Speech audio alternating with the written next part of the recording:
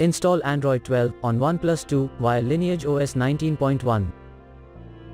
Please check the description for important notes and all the download links.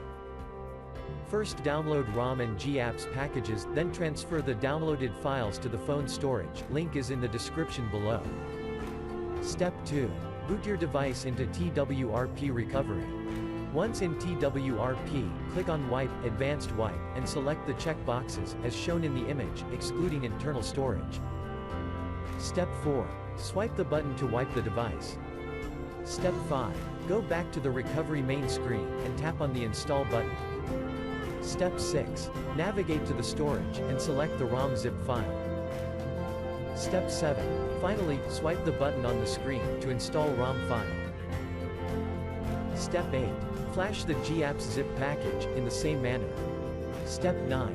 After GApps flashing completes, select Wipe Cache and Dalvik from bottom left side of screen, and swipe to wipe. Step 10. When the flashing process is complete, hit Reboot System. That's it, you have successfully installed the ROM on your device.